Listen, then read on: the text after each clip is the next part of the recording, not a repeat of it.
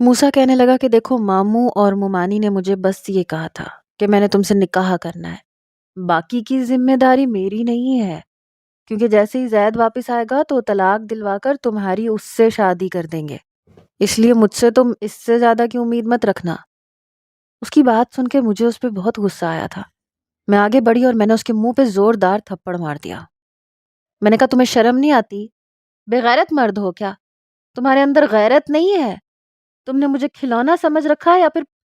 میری بات سن کر اس نے میرے منہ پہ ہاتھ رکھ دیا، پھر زور سے میرا بازو پکڑا، کہنے لگا کس نے سمجھا ہے تمہیں کھلانا؟ کب کھیلا میں نے تم سے بتاؤ؟ وہ مجھ سے غصے سے بات کر رہا تھا اور ایک ایک قدم میری جانب بڑھ رہا تھا۔ میں ایک ایک قدم پیچھے جانے لگی، میں کچھ ڈر گئی۔ وہ کہنے لگا بتاؤ مجھے، میں نے تمہارے ساتھ زید کی بات کی تو میری غیرت اس بات کو گوارا نہیں کرتی کہ کسی ایسی لڑکی سے شادی کروں جو پہلے کسی اور سے 3 سال محبت کی پینگیں بڑھاتی رہی ہو۔ ٹھیک ہے میں نکما قسم کا انسان ہوں، عیاش بھی ہوں، لیکن لڑکی ایسی ہی چاہوں گا جس کے دل میں ہوں اور کوئی نہیں۔ آج تو تم نے تھپڑ مار دیا ہے اور میں نے کھا لیا، آئندہ اگر تم نے میرے اوپر ہاتھ اٹھایا نا تو یاد رکھنا تھپڑ کا جواب تھپڑ سے دوں گا۔ یہ کہتے ہی اس نے میرا بازو چھوڑ دیا۔ میں نے کہا میں زید کو چھوڑ چکی ہوں اور میں نے کبھی اس سے ایسی کوئی بات نہیں کی کہ مجھے شرمندہ ہونا پڑے۔ وہ کہنے لگا مجھے کیا پتا کیا کیا باتیں کی ہیں، 3 سال کی محبت میں پتہ نہیں کیا کیا کیا ہوگا، آج کل کیا کیا ہوتا ہے کیا میں جانتا نہیں ہوں؟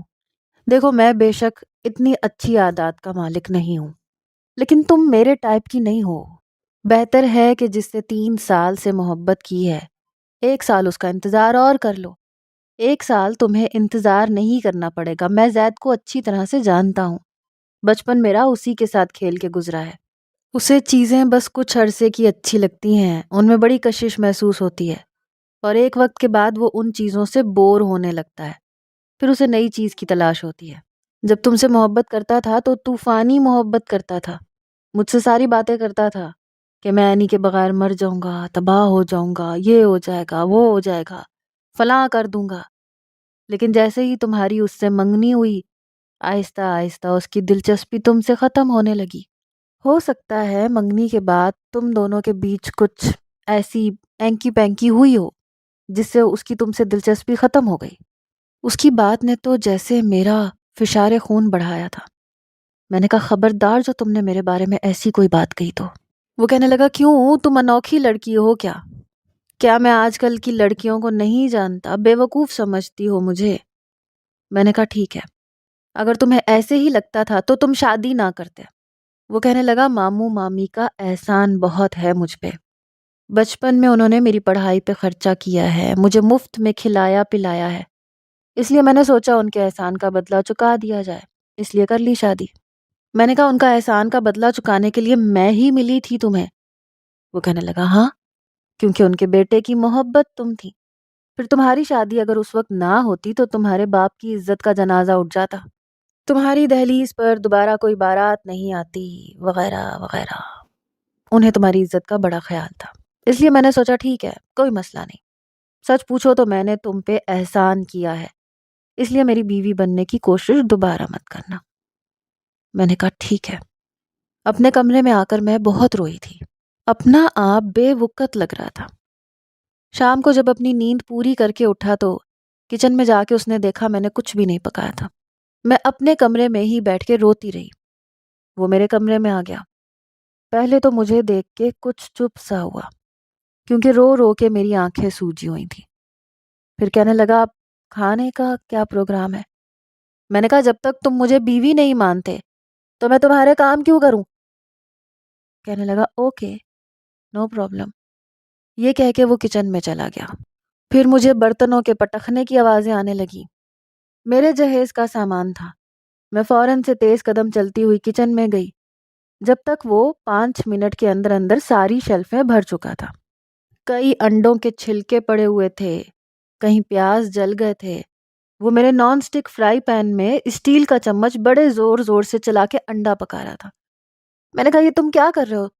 تمہیں کسی نے یہ نہیں بتایا کہ نان سٹک میں اسٹیل کا چمچ نہیں مارتے؟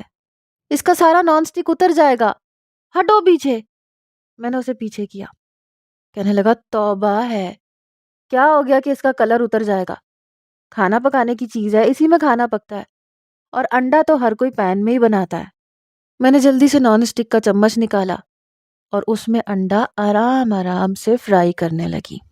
میں نے کہا یوں کرتے ہیں، اس طرح سے کرتے ہیں۔ کہنے لگا تو مجھے کیا پتا، میں کوئی لڑکی تھوڑی ہوں، مجھے تو جیسا کام آتا ہے ویسے کر سکتا ہوں۔ میں نے کہا میرے ابا نے ایک ایک پائی جمع کر کے مجھے جہیز دیا ہے، اس لیے نہیں کہ تم برباد کرتے پھرو۔ ایک تو تم میرے شوہر ہو نہیں، سمجھ آئی؟ اس لیے میں تمہارا لحاظ نہیں کروں گی۔ تم جو پھٹیچر قسم کے 4 برتن استعمال کر رہے تھے نا، وہ استعمال کیا کرو۔ خبردار جو میرے برتنوں کو ہاتھ لگایا۔ میں نے انڈا پلیٹ میں ڈالا، وہ مجھے ماتھے پہ بل ڈالے دیکھے جا رہا تھا۔ کہنے لگا اس طرح تو میں بھی کہہ سکتا ہوں، جب اپنا فرنیچر اٹھا کے، اپنا سامان اٹھا کے نیچے جا کے رکھو اور وہیں جا کے رہو، کیونکہ مستقبل میں تمہیں وہیں رہنا ہے، یہ میرا گھر ہے۔ میں نے چولہا بند کیا، فرائی پین سنک میں رکھا اور دھویا، پھر اس کے سامنے کھڑی ہو گئی۔ وہ مجھے ابھی بھی غصے سے دیکھ رہا تھا۔ میں نے کہا دیکھا جائے نا تو یہ زید کا ہی گھر ہے، تم تو اس کے احسان تلے رہ رہے ہو۔ کہنے لگا جی نہیں، میری ماں کا حصہ اس گھر میں ہے، اوپر کا پورشن میرا ہے، کسی کے باپ کا حق نہیں ہے۔ یہ گھر میرے نانا کا تھا، ماموں کا نہیں تھا، اور ان کے مرنے کے بعد جتنا ماموں کا ہے اس سے تھوڑا کم میری ماں کا، اسی لیے تو چھت پہ رہ رہا ہوں اس پھٹیچر گھر میں، ورنہ ماموں کو کہتا کہ اچھی تعمیر کروا کے دیں۔ میں جانتا ہوں کہ بہن کا ایک حصہ ہوتا ہے اور بھائی کے 2، اسی لیے سارے گھر میں خود بیٹھے ہوئے نواب بن کے اور مجھے چھت پہ پھینکا ہوا ہے، لیکن میں مالک ہوں۔ میں نے کہا جب تک زید نہیں آ جاتا تم مجھے چھوڑ نہیں دیتے، میں تمہاری کاغذی بیوی تو ہوں نا، اس حساب سے میرا سامان یہیں رہے گا، بس تم استعمال نہیں کرو گے۔ کہنے لگا ٹھیک ہے، راشن بھی میرا ہے، تم استعمال نہیں کرو گی۔ میں سوچ بھی نہیں سکتی تھی کہ اتنا برا جواب دے گا۔ میں نے کہا بیوی ہوں میں، قانونی لحاظ سے میرا نان نفقہ اٹھانے کی ذمہ داری تمہاری ہے۔ پھر کہنے لگا میرے پرانے برتن کہاں ہیں؟ میں نے کہا وہ خانہ نظر آ رہا ہے نا تمہیں کونے میں، اس کے اندر ہے۔ کہنے لگا اچھا ٹھیک ہے۔ وہاں سے اس نے اپنی وہی پرانی پتیلی نکالی، اسے بنا کھنگالے چائے کے لیے رکھ دیا۔ میں نے کہا تمہارا دماغ ٹھیک ہے؟ کہنے لگا اب کیا ہوا، اب یہ تمہارے باپ کے جہیز کا تو نہیں ہے؟ میں نے کہا لیکن کچھ لال بیگ ہے، کچھ کیڑا اس میں سے گھوما ہوگا رات بھر کے پڑے ہوئے برتن ہیں، بلکہ کئی دنوں سے ایسے پڑے ہوئے ہیں، اسے پہلے صابن سے پانی سے دھو تو لو پھر استعمال کرو۔ کہنے لگا کیوں، ایسے استعمال کرنے میں کیا ہوگا؟ میں نے کہا جراثیم ہوتے ہیں، پتہ نہیں تم کیسے رہتے ہو، کیسے کھا پی لیتے ہو۔ کہنے لگا تو بازار میں کیا ہوتا ہے، کھانوں کے ساتھ ایسے کیڑے مکوڑوں میں بھی پک جاتے ہیں، ہمیں پتہ بھی نہیں چلتا، وہ بھی تو سب کھا لیتے ہیں۔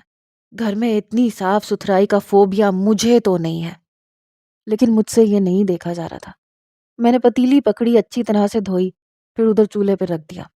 میں نے کہا بناؤ، تو مسکرانے لگا۔ کہنے لگا جب اتنی زحمت کر لی ہے تو چائے بھی بنا دو، بڑا احسان مند ہوں گا تمہارا۔ میں نے اسے چائے بھی بنا کے دے دی۔ پھر کہنے لگا ویسے تم لڑکی بری نہیں ہو، ایسا کرتے ہیں دوستی کر لیتے ہیں، دیکھو تم میرے کام آرام سے کرتی رہنا، میں تمہاری ضروریات پوری کرتا رہوں گا جب تک زید نہیں آ جاتا۔ میں نے کہا دیکھو میری بات سنو، زید آئے یا نہ آئے مجھے زید سے شادی نہیں کرنی۔ کہنے لگا جیسے ہی 4 مہینے بعد جب تم اسے دیکھو گی نا، تمہاری پرانی محبت، پرانے جذبات اجاگر ہو جائیں گے، اس لیے کہہ رہا ہوں کہ پہلے اسے واپس آنے دو، پھر دیکھ لیں گے کیا ہوتا ہے۔ اب یہ ہوتا تھا کہ میں دوبارہ سے گھر کے سارے کام کرنے لگی تھی، ورنہ وہ پورا گھر بکھیر کے رکھ دیتا تھا۔ 1 کپ چائے بناتا تھا تو کچن کی حالت ابتر کر دیتا تھا، پتہ نہیں اتنا گند کیسے ڈال لیتا تھا۔ مجھے گھنٹوں لگ جاتے تھے کچن کی صفائی کرنے میں، کمرے میں کہیں تولیہ، کہیں کپڑے، کہیں جوتے، اور میری روز کی ڈیوٹی تھی، میں یہ سب کرتی تھی لیکن میں تنگ آ گئی تھی۔ اس اکیلے کا بکھیڑا اتنا ہوتا تھا کہ میں آدھا دن اس کے کمرے کی صفائی اور کچن میں لگا دیتی تھی۔ کبھی شام کو اس کا موڈ ہوتا تو گھر سے باہر نکل جاتا۔ مجھے یہ سب روٹین اچھی نہیں لگتی تھی۔ ایک بار وہ موبائل پہ کوئی گیم کھیل رہا تھا یا پتہ نہیں کیا کر رہا تھا، تو میں نے اس سے کہا کہ تم تنگ نہیں آتے اتنا فارغ بیٹھ کے؟ نہیں، اس میں تنگ آنے والی کیا بات ہے، میں تو بڑے مزے سے آرام سے فارغ ہو کے بیٹھتا ہوں۔ میں نے کہا تم تعلیم یافتہ بھی ہو کہ نہیں؟ بہت زیادہ نہیں، بس انجینئرنگ کر رکھی ہے، لاپرواہی سے اس نے بتایا۔ میں آنکھیں پھاڑے اسے دیکھ رہی تھی۔ میں نے کہا تم نے انجینئرنگ کی ہے؟ کہنے لگا ہاں، الیکٹریکل انجینئرنگ۔ میں نے کہا تو جاب کیوں نہیں کرتے؟ کہنے لگا بتایا تو ہے، من موجی ہوں، بیچ میں موڈ ہوا تھا تو جاب بھی میں نے کی تھی، لیکن باس نے پھر اپنا روب جمانا شروع کر دیا۔ مجھے غصہ آیا، میں نے ریزگنیشن لیٹر ان کے منہ پہ مارا، کام چھوڑ کے آ گیا۔ میں نے کہا باس تو ایسے ہی ہوتے ہیں۔ کہنے لگا تو اسی لیے تو چھوڑ دیا۔ میں کسی کے باپ کی نہیں سنتا، نہ کسی کا احسان لیتا ہوں۔ وہ شام کی چائے پیتے ہوئے مجھے بتا رہا تھا اور میں حیران تھی۔ پڑھا لکھا تھا، بلکہ انجینئر تھا۔ میں نے کہا تم وابڈا میں ٹرائی کیوں نہیں کرتے؟ کہنے لگا پاکستانی 14 کروڑ عوام کی بد دعائیں لوں اور ان کی گالیاں سنوں؟ نہ بابا نہ، میں تو خود وابڈا والوں کو گالیاں دیتا ہوں جب لوڈ شیڈنگ بہت زیادہ ہوتی ہے، تو میں کسی کی بد دعائیں نہیں لے سکتا، سوری۔ چائے پینے کے بعد اس نے اپنی جیب میں سے پان نکالا اور منہ میں لے لیا۔ میں نے ناک چڑھایا تھا۔ یہ دوپہر کا کھانا کھاتا تھا تو فوراً منہ میں پان ڈال لیتا تھا، رات کے کھانے کے بعد، صبح کے ناشتے کے بعد اور شام کی چائے کے بعد بھی۔ اور رات کو جب تک وہ سوتا نہیں تھا منہ میں پان پہ پان ڈالے چباتا رہتا تھا۔ پورے دانت اس کے سرخ ہو چکے تھے اور منہ بھی، بات کرتا تھا منہ میں پیک بھری ہوتی تھی۔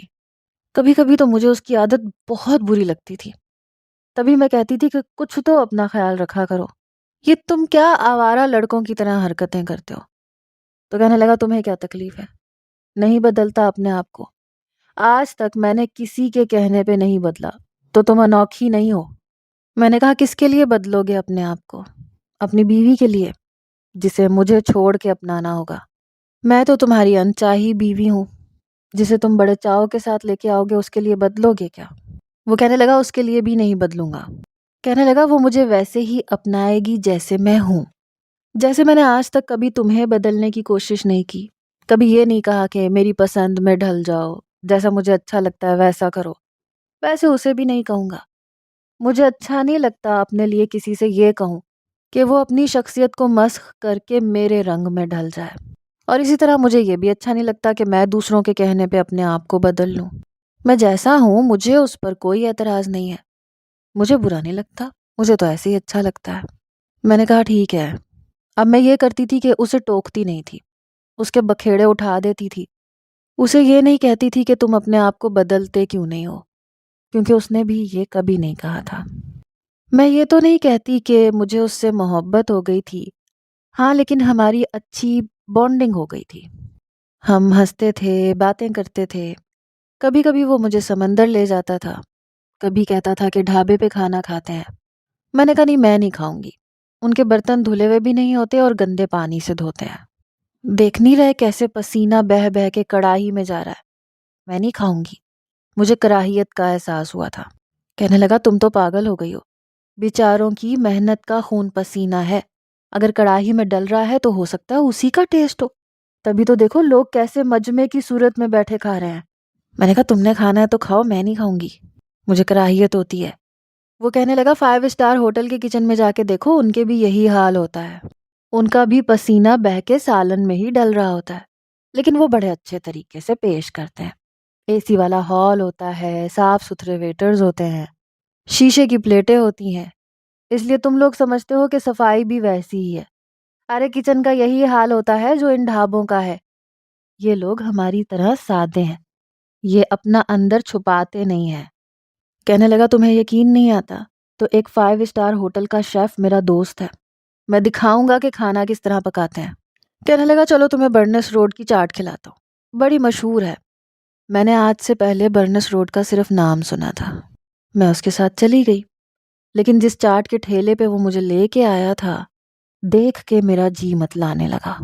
مکھیاں ہی مکھیاں، اور چاٹ بنانے والے کے کپڑے بھی غلیظ تھے، انہی ہاتھوں سے ادھر ادھر جا کے وہ پلیٹیں بنا رہا تھا، آستینوں سے اپنے ماتھے پہ آنے والا پسینہ پونچھ رہا تھا، منہ میں اس نے بھی ایسے ہی پان دبا رکھا تھا۔ پتہ نہیں لوگ کیسے کھا رہے تھے، بہت رش تھا۔ جب موسیٰ نے کہا کہ 2 پلیٹ چاٹ کے لگا دو اور چاچا مست مسالہ ڈالنا کھٹے کے ساتھ، اچھا جی، چاچا نے کہا، اور پھر اس نے جالی دار کپڑے سے مکھیاں اڑائیں اور وہ جالی دار کپڑا پیچھے کیا، دہی اور چنے، آلو، نہ جانے کیا کیا ڈالتا رہا، بڑی اسپیڈ کے ساتھ اپنا منہ بھی چلا رہا تھا جو پان سے بھرا ہوا تھا۔ اس کے گندے ہاتھ اور گندا طریقہ دیکھ کے میں سوچ چکی تھی کہ چاٹ نہیں کھاؤں گی۔ اس نے 2 پلیٹیں چاٹ کی موسیٰ کو پکڑائیں، پھر کہنے لگا عیش کرو۔ میں چند قدم پیچھے ہٹی۔ کہنے لگا کیا ہوا؟ میں نے کہا مجھے نہیں پتا تھا تم مجھے یہاں لے کے آؤ گے، تم نے دیکھا نا کتنے گندے ہاتھوں سے یہ چاٹ بنا رہا ہے، ہاتھ تک نہیں دھوئے اس نے۔ وہ کہنے لگا ایک دفعہ کھا کے تو دیکھو، بھول جاؤ گی 5 اسٹار ہوٹل کے کھانے۔ میں نے کہا نہیں، میں نہیں کھاؤں گی۔ کہنے لگا میری خاطر بھی نہیں۔ پہلی بار اس نے ایسا کوئی جملہ بولا تھا اور مجھے بڑی لگاوٹ سے دیکھ رہا تھا۔ پتہ نہیں کیوں لیکن میں انکار نہیں کر سکی۔ میں نے پلیٹ پکڑ لی۔ میرے پلیٹ پکڑنے پہ اس نے مسکرا کے مجھے دیکھا، لیکن جیسے ہی میں نے پہلا چمچ منہ میں ڈالا تو میرے 14 طبق روشن ہو گئے۔ اتنی مرچیں اور اتنا کھٹا کہ مجھے کھانسی آنے لگی۔ وہ فٹافٹ سے میری کمر سے لانے لگا۔ میں نے کہا موسیٰ اس میں بہت مرچیں ہیں، بہت مرچیں ہیں۔ ایک ہی چمچ سے میری ناک سے، آنکھوں سے پانی نکلنے لگا۔ موسیٰ جلدی سے اسی چاٹ والے سے کہنے لگا چاچا پانی کا گلاس دینا۔ اس نے فٹافٹ سے ایک ڈرم سے گلاس میں پانی نکالا اور موسیٰ کو دیا۔ پلاسٹک کا گلاس تھا۔ اگر کوئی اور موقع ہوتا تو میں کبھی اس سے پانی نہ پیتی، لیکن اس وقت مجھے مرچیں بہت لگ رہی تھیں۔ میں نے فٹافٹ سے پانی پی لیا۔ ٹھیک ہے میں ایک مڈل کلاس سے تعلق رکھتی تھی، لیکن ہماری فیملی ویل اسٹیبلش تھی۔ ہم بہت امیر کبیر نہیں تھے، لیکن آج تک میں نے کبھی ڈھابوں سے کھانا نہیں کھایا تھا، نہ ہی کبھی چنے کی چاٹ ٹھیلے سے کھائی تھی۔ ابو ہمیں مہینے میں 1 یا 2 بار ہوٹلنگ ضرور کرواتے تھے، لیکن ہم ایک اچھے ہوٹل میں کھانا کھاتے تھے اور اچھا کھانا کھاتے تھے۔ میری آنکھوں سے پانی نکلے جا رہا تھا۔ میں نے دوپٹے سے صاف کیا تو کہنے لگا توبہ ہے لڑکی، تمہیں تو کھانا بھی نہیں آتا۔ اس نے اپنی پلیٹ مجھے پکڑائی۔ پہلے تم نے مرچیں وغیرہ مکس بھی نہیں کی تھی اور کھانا شروع کر دیا۔ اب میں نے یہ تو نہیں کہا تھا کہ میری خاطر بنا مکس کے کھا لو۔ اتنی محبت مت کرو مجھ سے۔ پتہ نہیں مذاق اڑانے کے لیے کہہ رہا تھا یا پھر یوں ہی بات کر رہا تھا، لیکن میں کچھ شرمندہ ہو گئی۔ اس نے ساری مرچیں چاٹ میں مکس کی، پھر مجھے پکڑا دی۔ کہنے لگا اب کھاؤ۔ میں نے پلیٹ پکڑ لی اس کے ہاتھ سے، کھانے لگی۔ اس بار ٹیسٹ اچھا تھا، مزے کا تھا۔ میں نے نوٹ کیا کہ چاٹ کھاتے ہوئے وہ مجھے گاہے بگاہے دیکھ رہا تھا۔ اس کی نظریں پہلی بار میری دھڑکنوں کو منتشر کر رہی تھیں۔ دل ایک الگ ہی لے میں دھڑک رہا تھا۔ حالانکہ مرچیں تیز تھیں پھر بھی میں ساری چاٹ کھا گئی۔ میں نہیں جانتی تھی کہ مرچیں برداشت کرنے سے میرا چہرہ سرخ ہو رہا ہے۔ پھر وہ مجھے گنے والے کے پاس لے گیا۔ جوس کے 2 گلاسز اس نے لیے، ایک میری طرف بڑھا دیا۔ کہنے لگا یہ پی لو، مرچیں کم ہو جائیں گی۔ میں نے کہا نہیں مجھے نہیں لگ رہی مرچیں۔ تو کہنے لگا تو پھر چہرہ میری باتوں کو سن کے شرم سے سرخ ہو رہا ہے۔ میں نے ایسا تو کچھ نہیں کہا کہ تم میری باتوں سے بلش کرنے لگو۔ پتہ نہیں آج اسے کیا ہوا تھا، پہلے تو کبھی ایسے نہیں کرتا تھا۔ میں نے کہا نہیں ایسی تو بات نہیں ہے۔ کہنے لگا مجھے پتا ہے کہ ایسی بات نہیں ہے، تمہیں مرچیں لگ رہی ہیں، ٹھیک ہو جاؤ گی۔ میں نے گنے کے رس کا پورا گلاس پی لیا۔ واقعی مرچیں اب نہیں لگ رہی تھیں۔ میں اپنے باپ کے ساتھ، اپنی فیملی کے ساتھ کئی بار ہوٹلز میں گئی تھی، انجوائے بھی کرتے تھے، لیکن آج پہلی بار موسیٰ کے ساتھ جا کے مجھے بہت اچھا لگا تھا۔ میں ہر عام جگہ پر گئی تھی، وہ مجھے کبھی کسی خاص جگہ پہ لے کے نہیں جاتا تھا۔ بھٹا بھی کھلایا، گول گپے بھی، ہر وہ چیز جو عام طور پہ ملتی ہے، یہاں تک کہ چائے بھی کوئٹہ ہوٹل کی پلائی تھی۔ ہم جب واپس آئے تو صحن میں اٹیچی کیس پڑے تھے۔ جیسے ہی موسیٰ نے اٹیچی دیکھا تو پہلی بار اس نے میری کلائی پکڑی اور مجھے اوپر لے گیا۔ میں ابھی سوچ ہی رہی تھی کہ یہ نیچے کے پورشن میں کون آیا ہے، تبھی مجھے زید کی آواز سنائی دی۔ میں وہیں ٹھٹک کے کھڑی ہو گئی۔ ابھی اسے گئے ہوئے صرف 3 مہینے ہوئے تھے اور اب وہ واپس بھی آ گیا تھا۔ وہ لڑ رہا تھا، چلا رہا تھا اپنے ماں باپ کے اوپر کہ آپ نے اس کی شادی کس لیے موسیٰ سے کی ہے، کیا سمجھ کے کی ہے، اور میں تو اس کی آواز سن کے جیسے پتھر کی ہو گئی تھی۔ موسیٰ میرا ہاتھ کھینچ کے مجھے اشارہ کرنے لگا، مجھے اوپر لے جانے لگا، لیکن میں جو اب تک یہ سمجھ رہی تھی کہ میں زید کو بھول چکی ہوں، مجھے اس کے ہونے یا نہ ہونے سے کوئی فرق نہیں پڑتا، لیکن اس کی آواز نے میرے اندر ادھم مچا دیا۔ لیکن اس وقت میرا ہاتھ موسیٰ کے ہاتھ میں تھا۔ وہ مجھے اوپر لے آیا۔ میں گھر کے اندر باہر سے بڑی خوشی خوشی آئی تھی، لیکن اب ایک دم سے چپ سی ہو گئی۔ اس بار وہ الگ کمرے میں نہیں گیا تھا، وہ مجھے میرے کمرے میں لے کے آیا اور خود بھی میرے ہی کمرے میں آ گیا۔ اسے یوں اپنے کمرے میں دیکھ کر میں کچھ پریشان ہوئی تھی۔ وہ خاموشی سے میرے بیڈ پہ بیٹھ گیا۔ اس بار اس نے فاصلہ نہیں رکھا تھا، بالکل میرے برابر میں بیٹھ گیا۔ مجھے بڑے غور سے دیکھ رہا تھا۔ کہنے لگا، کیا بات ہے، کیا سوچ رہی ہو؟ میں نے نفی میں سر ہلایا۔ کہنے لگا، ابھی بھی یہی کہو گی کہ تمہیں فرق نہیں پڑتا؟ میں نے نم آنکھوں سے موسیٰ کی طرف دیکھا، لیکن کہا کچھ نہیں۔ وہ بڑے غور سے میری آنکھوں میں دیکھ رہا تھا، پھر اٹھ کے کھڑا ہو گیا اور کمرے سے باہر نکل گیا۔ کمرے کا دروازہ بھی بند کر دیا۔ میں سمجھ نہیں پا رہی تھی کہ ہوا کیا ہے میرے ساتھ۔ ابھی بھی زید کی آوازیں اوپر تک آ رہی تھیں۔ وہ چلا رہا تھا، کہہ رہا تھا میں اس کمینے کو چھوڑوں گا نہیں، لیکن اس کے والدین کہہ رہے تھے کہ تم جس موقع پر گئے تھے اینی کی عزت کا سوال تھا۔ بے شک ہماری بیٹی نہیں ہے، لیکن ہم بیٹی کی عزت جانتے ہیں کہ کیا ہوتی ہے۔ تمہیں اپنے شوق کے آگے کچھ نظر نہیں آیا تو اب بھول جاؤ اسے۔ وہ کہنے لگا، کیسے بھول جاؤں؟ میں نہیں بھول سکتا، نہ اسے چھوڑ سکتا ہوں۔ کافی دیر بحث ہوتی رہی، ساری آوازیں اوپر تک آ رہی تھیں اور میری آنکھوں سے آنسو نکل رہے تھے۔ پتہ نہیں میں زندگی میں کس دوراہے پہ آ کے کھڑی ہو گئی تھی، جہاں مجھے پہلی بار یہ سمجھ نہیں آ رہی تھی کہ میں کیا کروں اور کیا نہ کروں۔ حالانکہ موسیٰ نے ابھی تک مجھ سے کبھی بھی زور زبردستی نہیں کی تھی۔ میں جب اس کے بارے میں سوچتی تھی تو ایک بہترین دوست مجھے نظر آتا تھا۔ چند مہینے پہلے تک وہ میرے لیے کچھ بھی نہیں تھا، اسے جانتی تک نہیں تھی، لیکن آج وہ میرے بہترین دوستوں کی فہرست میں پہلے نمبر پہ تھا۔ لیکن دوسری طرف زید تھا، جس سے میں نے محبت کی تھی، میری پہلی محبت، لیکن مجھے چھوڑ کے جا چکا تھا، ایسے موقع پر جب اسے نہیں جانا چاہیے تھا۔ لیکن ابھی بھی میرے دل میں پتہ نہیں کیوں وہ کہیں نہ کہیں موجود تھا۔ کافی دیر میں روتی رہی، میں فیصلہ نہیں کر پا رہی تھی کہ مجھے کیا کرنا چاہیے۔ لیکن صبح صبح میرے کمرے کا دروازہ بڑی زور سے بجا۔ میں نے دروازہ کھولا تو سامنے زید کھڑا تھا۔ کہنے لگا، مجھے تم سے ضروری بات کرنی ہے۔ میں نے دروازے کے اندر سے ہی کہا کہ مجھے کوئی بات نہیں کرنی، جاؤ یہاں سے۔ تبھی مجھے موسیٰ کی آواز سنائی دی۔ وہ کہنے لگا، کیا کر رہے ہو تم؟ تمہاری ہمت کیسے ہوئی یہاں پہ آنے کی اور بنا مجھ سے پوچھے میری بیوی کا دروازہ کھٹکھٹانے کی؟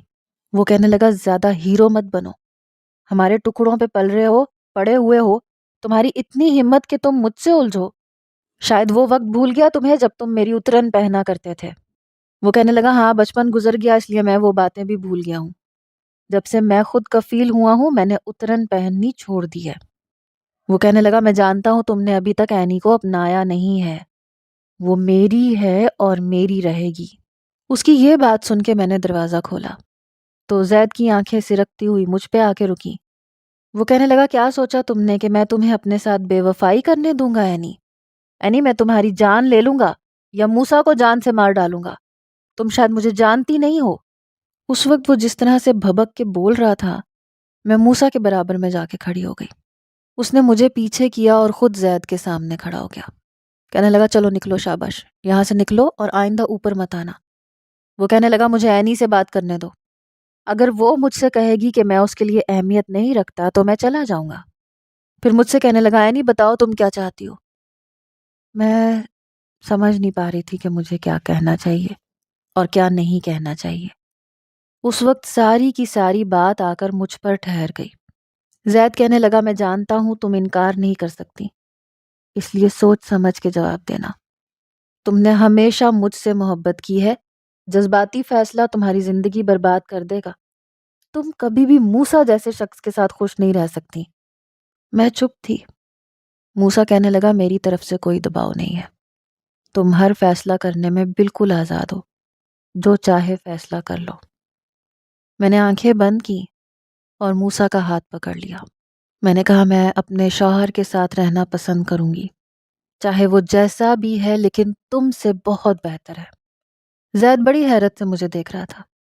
میں نے کہا بہتر ہوگا کہ ہماری زندگی میں دوبارہ دخل اندازی مت دینا۔ میں موسیٰ کی خاطر تم جیسے ہزاروں کو ٹھکرا سکتی ہوں اور مجھے کوئی پچھتاوا نہیں ہوگا۔ زید بڑے غصے سے موسیٰ کو دیکھ رہا تھا اور موسیٰ بڑی حیرت سے مجھے۔ میں بالکل موسیٰ کے پہلو سے جا لگی۔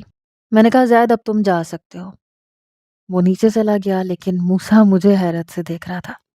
کہنے لگا تم اپنے فیصلے پہ پچھتاؤ گی تو نہیں؟ میں نے کہا نہیں، جسے میں نے پسند کیا تھا وہ میرے حق میں بہتر نہیں تھا، لیکن جسے میرے رب نے میرے نصیب میں لکھا ہے 100% میرے لیے بہتر ہے۔ یہ کہہ کے میں نے اس کا ہاتھ اپنے ہونٹوں پہ لگایا۔ وہ مسکرا رہا تھا، کہنے لگا چلو مل کے ناشتہ بناتے ہیں۔ اس بار اس نے مل کے ناشتہ بنایا اور کچن بھی بکھیرا نہیں تھا۔ پھر ناشتے کے دوران کہنے لگا میں جاب ڈھونڈوں گا۔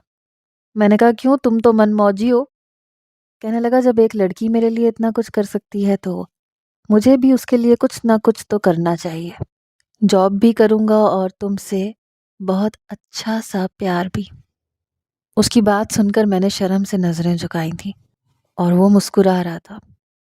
کہنے لگا بڑی اچھی لگتی ہو اس طرح سے۔ پھر اس کے بعد اس نے اپنے آپ کو میری خاطر بدل کے رکھ دیا، لیکن میں نے اسے کبھی نہیں کہا تھا کہ خود کو میرے لیے بدلو۔ لیکن شاید محبت ایسا ہی ایک جذبہ ہے کہ خود کو انسان اپنے چاہنے والے کے لیے بدل لیتا ہے۔ آپ کا کیا خیال ہے؟